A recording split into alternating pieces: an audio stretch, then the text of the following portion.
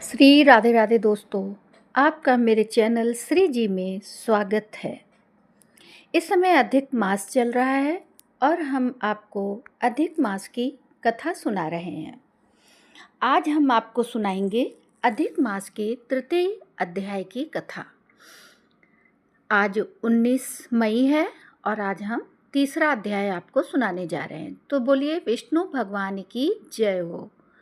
ओम नमो भगवते वासुदेवाय नमः। सूत जी के श्री मुख से पावन कथा सुनते हुए ऋषि बोले, हे महाभाग, नर के मित्र नारायण नारद के प्रति जो शुभ वचन बोले वो आप विस्तार पूर्वक हमसे कहें। हे द्विज संतों, नारायण ने नारद के प्रति जो सुंदर वचन कहे वो जैसे मैंने सुने हैं वैसे ही कहता हूँ, आप लोग सुनो।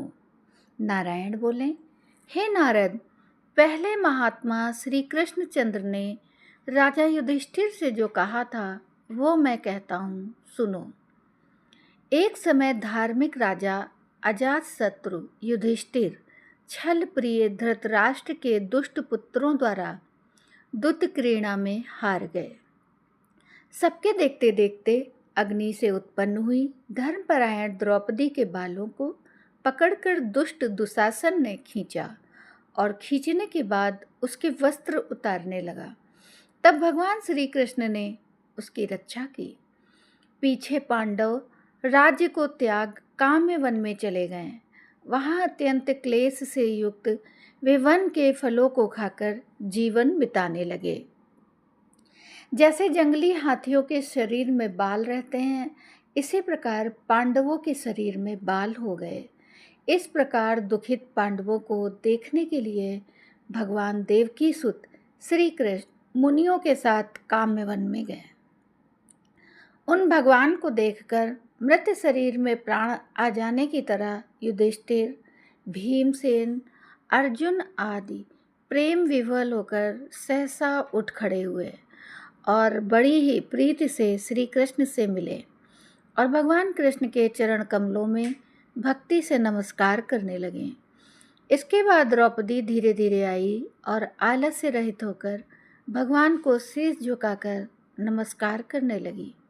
भगवान श्री कृष्ण ने उन दुखित पांडवों को रुरमृग के चर्म के वस्त्र पहने देखा। पांडवों के समस्त शरीर में धूल लगी हुई थी, रूखा शरीर था, चारों तरफ बाल बिखरे हुए थे। उसी प्रकार द्रौपदी को भी दुर्बल शरीर वाली और दुखों से घिरी हुई देखा। इस तरह दुखित पांडवों को देखकर अत्यंत दुखी भक्त वत्सल भगवान धृतराष्ट्र के पुत्रों को जला देने की इच्छा से उन पर क्रोधित हुए। विश्व के आत्मा जो भवों को चढ़ाकर घूर कर देखने से करोड़ों काल के कराल मुख की तरह मुख वाले, धड़कती हुई प्रलय की अग्नि के समान उठे हुए, होठों को दांत के नीचे जोर से दबाकर तीनों लोगों को जला देने की तरह लग रहे थे। जैसे श्री सीता जी के वियोग से संतप्त भगवान रामचंद्र को रावण पर जैसा क्रोध आया था, उसी प्रकार से क्रोधित भगवान को देखकर कांपते हुए अर्जुन श्री कृष्ण को प्रसन्न करने के लिए द्रौपदी, धर्मराज तथा और लोगों से भी अनुमोदित होकर शीघ्र ही हाथ जोड़कर उनकी स्तुति करने लगे। अर्जुन बोले, हे कृष्ण, हे जगन्नाथ, हे जगत के नाथ, हे नाथ, मैं जगत के बाहर नहीं हूँ, आप ही जगत की रक्षा करने वाले हैं। हे प्रभु, क्या मेरी रक्षा आप ना करेंगे? जिनके नेत्रों के देखने से ही ब्रह्मा का पतन हो जाता है, उनके क्रोध करने से क्या नहीं हो सकता। ये कौन जानता है कि क्रोध से संसार का पालन प्रलय हो जाता है। संपूर्ण तत्व को जानने वाले के कारण वेद और वेदांग के बीज के चित्त आप साक्षात श्री कृष्ण हैं। मैं आपकी वंदना करता हूँ। आप ईश्वर हैं। इस चराचरात्मक संसार को आपने उत्पन्न किया है। सर्व मंगल के मंगल हैं और सनातन के भी बीज रूप हैं। इसलिए एक जन के अपराध से आपके बनाए समस्त विश्व का आप नाश कैसे करेंगे? कौन भला ऐसा होगा जो मच्छरों को जलाने के लिए अपने घर को जला देता हो। दूसरों की वीरता को मर्दन करने वाले अर्जुन ने भगवान से इस प्रकार निवेदन कर प्रणाम किया। इसके बाद सूत जी ने कहा, अर्जुन की ये बातें सुनकर श्री कृष्ण जी ने अपने क्रोध को शांत किया और स्वयं भी चंद्रमा की तरह शांत हो गए। इस प्रकार भगवान को शांत देखकर पांडव भय से मुक्त होकर प्रेम से प्रसन्न मुख एवं प्रेम विहल हुए। सभी ने भगवान को प्रणाम किया और जंगली कंदमूल फल आदि से उनकी पूजा की। फिर श्री नारायण भगवान बोले, तब शरण में जाने योग्य भक्तों के ऊपर कृपा करने वाले श्री कृष्ण को प्रसन्न जान विशेष प्रेम से भरे हुए नम्र अर्जुन ने उन्हें बारंबार नमस्कार किया और जो प्रश्न आपने हमें किया है वही प्रश्न उन्होंने श्री कृष्ण से किया। इस प्रकार अर्जुन का प्रश्न सुनकर क्षण मात्र मन से सोचकर अपने सुहाद्र पांडवों को और व्रत को धारण की हुई द्रौपदी को आश्वासन देते हुए वक्ताओं में श्रेष्ठ श्री कृष्ण पांडवों से हित कर वचन बोले। श्री कृष्ण जी बोले, हे राजन, हे महाभाग, हे विभव, अब मेरे वचन सुनो। आपने ये प्रश्न अपूर्व किया है। आपको उत्तर देने में मुझे उत्साह हो रहा है। इस प्रश्न का उत्तर गुप्त से गुप्त है, ऋषियों को भी नहीं विदित है। फिर भी हे अर्जुन, मित्र के नाते अथवा तुम हमारे भक्त हो, इस कारण से हम कहते हैं। हे सुव्रत, वो जो उत्तर है वो अति उग्र है, अतः क्रम से सुनो। चैत्र आदि जो 12 मास, निमेष, महीने के दोनों पक्ष, घड़ियाँ, प्रहर, त्रिप्रहर, 6 ऋतुएं, मुहूर्त, दक्षिणायन और उत्तरायण, वर्ष, चारों युग, इसी प्रकार परार्ध तक जो काल है, ये सब, और नदी, समुद्र, तालाब, कुएं, बावली, गढ़ैया, स्रोत, लता, औषधियाँ, वृक्ष, बांस आदि पेड़, वन की औषधियाँ, नगर, गांव, पर्वत, पुरियाँ, ये सब मूर्ति वाले हैं और अपने गुणों से पूजे जाते हैं। इसमें ऐसा कोई अपूर्व व्यक्ति नहीं है जो अपने अधिष्ठाता देवता के बिना रहता हो। अपने अपने अधिकार में पूजे जाने वाले ये सभी फल को देने वाले हैं। अपने अपने अधिष्ठाता देवता के योग के महात्म्य से ये सब भाग्यवान हैं। हे पांडु नंदन, एक समय अधिक मास उत्पन्न हुआ। उस उत्पन्न हुए असहाय निंदित मास को सब लोग बोले कि ये मल मास सूर्य की संक्रांति से रहित है, अतः पूजने योग्य नहीं है। ये मलमास मल रूप होने से छूने योग्य भी नहीं है और न शुभ कार्यों में अग्रणी है। इस प्रकार के वचनों को लोगों के मुख से सुनकर ये मलमास निरुद्योग, प्रभा रहित, दुख से घिरा हुआ, अति खिन्न मन, चिंता से ग्रस्त मन होकर व्यथित हृदय से मरणासन की तरह हो गया। फिर ये धैर्य धारण कर मेरी शरण में आया।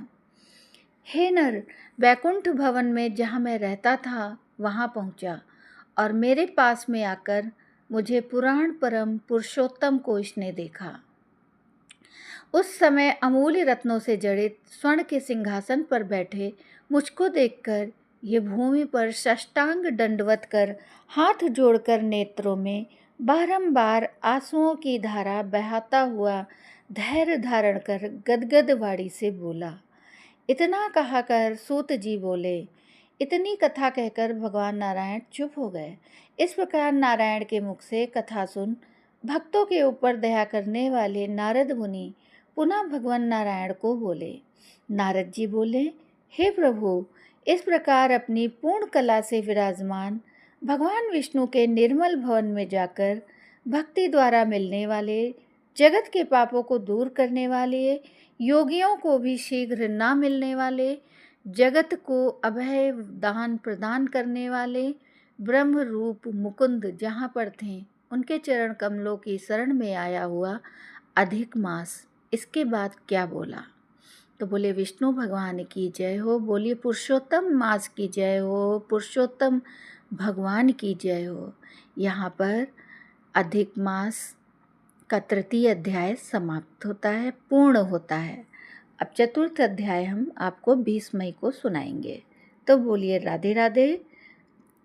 और इसके आगे हम आपको विष्णु भगवान की चालीसा नहीं, हम आपको विष्णु भगवान की आरती सुना रहे हैं। ओम जय जगदीश हरे, स्वामी जय जगदीश हरे, भक्त जनों के संकट क्षण में दूर करे। ओम जय जगदीश हरे, जो ध्यावे फल पावे, दुख विन से मन का, सुख संपत्ति घर आवे, कष्ट मिटे तन का।